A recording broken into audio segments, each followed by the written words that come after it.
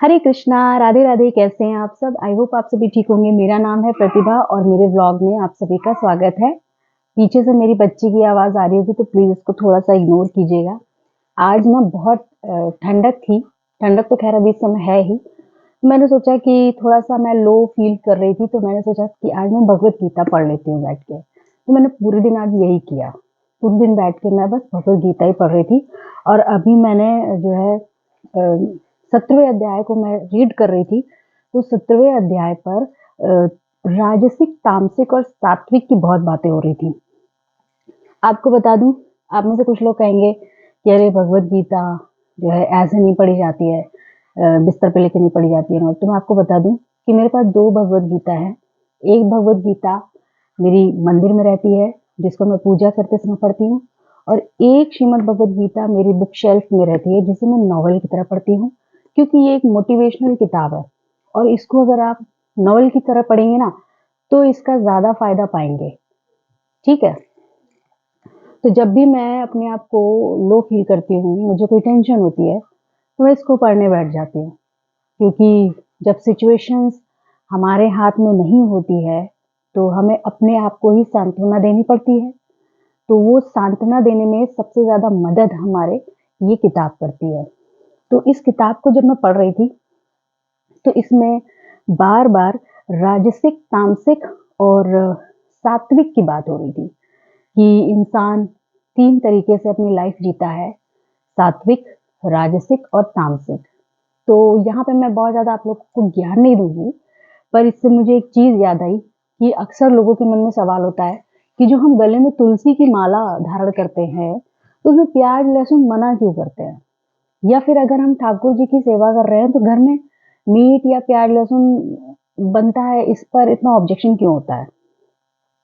तो इसका मैं आज आपको एक रीज़न देने जा रही हूँ।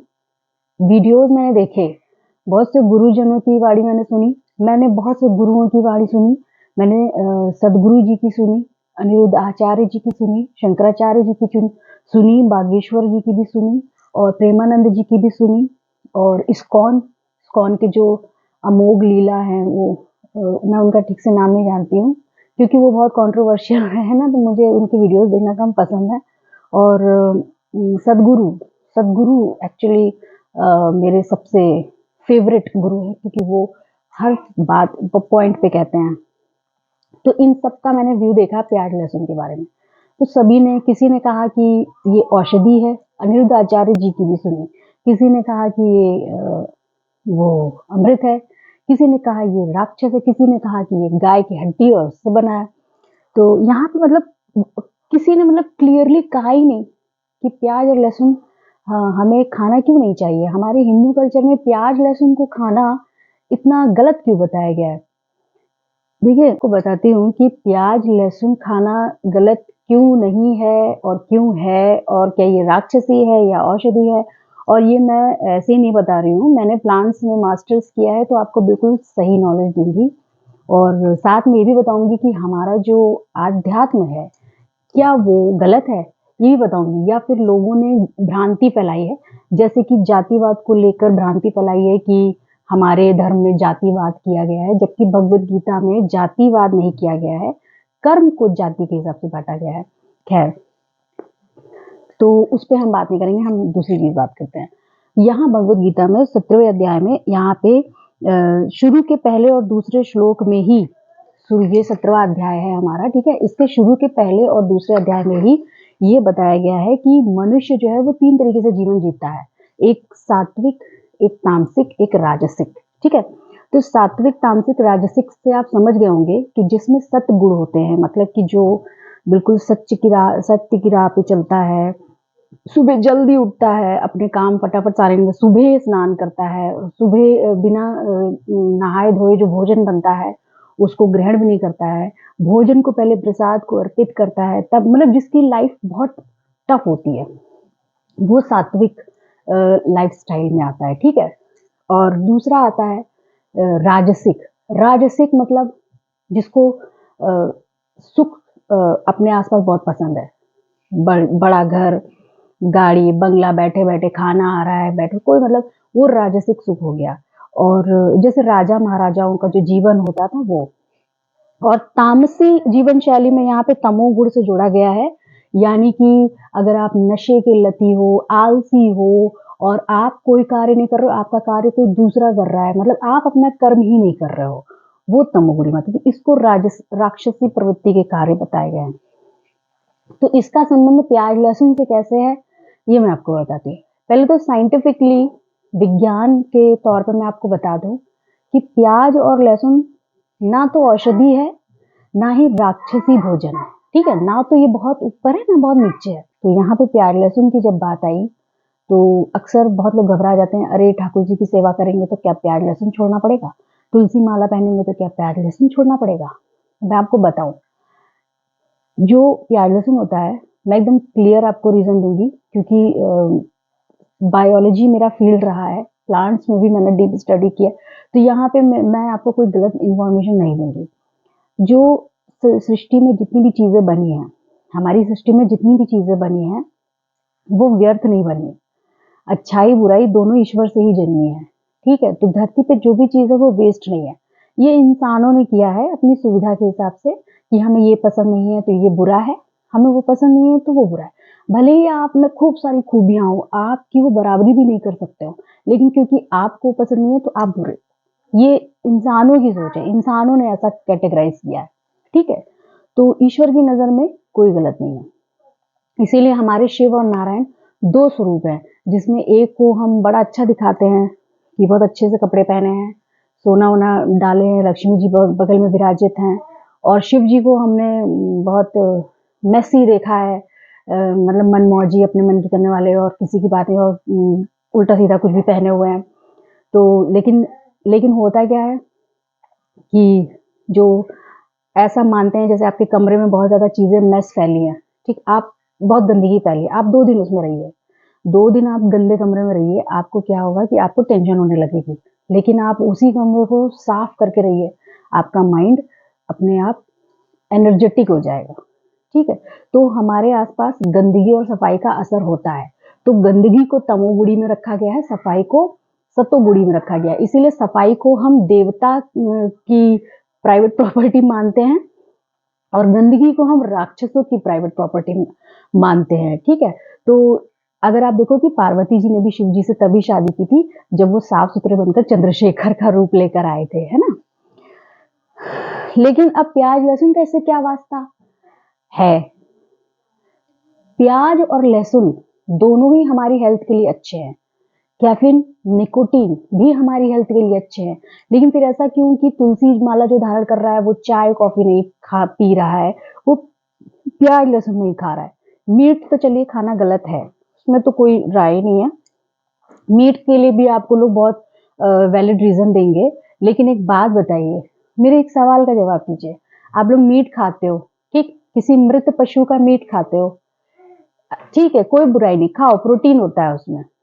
लेकिन दूसरी तरफ आप किसी के मृत शरीर को देखते हो, किसी की मैयत में जाते हो, तो घर आके नहाते क्यों हो? घर आके नहाइए भी मत फिर, वो भी तो मीट का टुकड़ा है, उसको देख के फिर आप नहा क्यों रहे हो। यहाँ पे जो आपकी जो थॉट्स क्लैश कर रहे हैं, और आप खुद को ये मान रहे हो कि मीट खाते समय भी आप सही हो, और मृत व्यक्ति को सिर्फ देखने गए थे और घर में नहाने चले आए, वो भी सही है।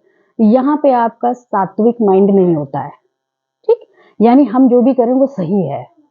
तो प्याज लहसुन अनियन गार्लिक जैसे कि बाकी की सब्जियां होती हैं, बाकी की मेडिसिन होती हैं, बाकी की चीजें होती हैं, वो सब हमारी शरीर के लिए थोड़ी थोड़ी हेल्पफुल होती हैं, लेकिन अगर हम किसी चीज की अति कर देते हैं तो वो जहर बन जाती है।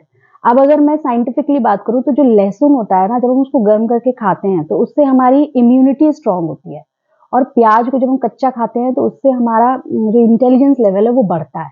तो बच्चों को प्याज और लहसुन जरूर देना चाहिए, बंद नहीं करना चाहिए, उनको प्याज और लहसुन जरूर देना चाहिए।